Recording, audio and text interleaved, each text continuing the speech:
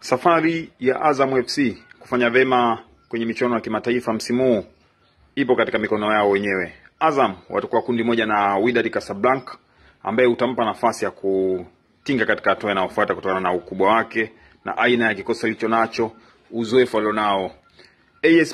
AS Maniema ni timu ambayo inakuja kwa kasi kutoka Kongo. Msimu uliopita walikuwa makundi CAF Champions League.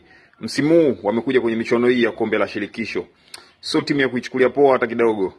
Ni lazima umejiandaa kweli ili uweze kuchuana nao ama kupambana nao. Lakini ukiangalia squad ya Azam, usajili wanaofanya Azam FC, aina wachezaji walionao, kocha aliye naye, wanaweza kupambana na timu hii. Yes.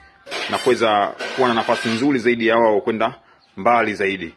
Ukija upande mwingine, Nairobi City kutoka pale Kenya, nayo ni timu ambayo wapo nayo katika kundi moja. Hii ni timu ambayo pia Azam anaweza kuchuana nao, akapambana kwa nguvu zake zote na mwisho wa siku akafanya vema zaidi kwenye hii michuano ya kombe la shirikisho ambayo watu wengi wanaamini mwaka huu Azam anaweza kufanya kitu kikubwa.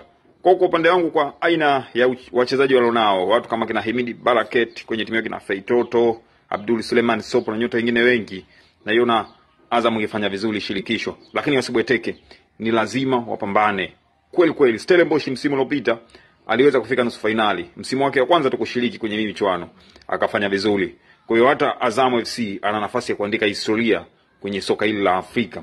Jambo kubwa ni nia na kujituma kwa wachezaji. Mimi naamini kocha ameshawaelekeza jinsi gani wanataka kufanya.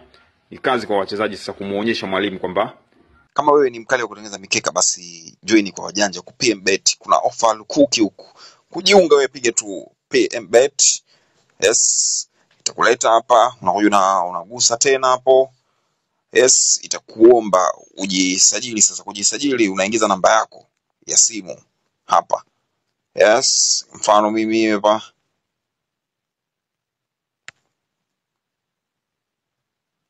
Yes, unatengeneza password zako.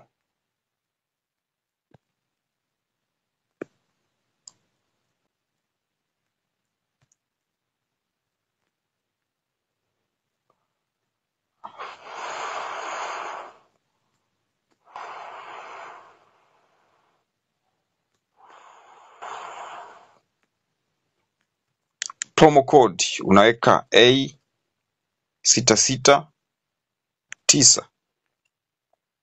Unakuja kuconfirm hapa.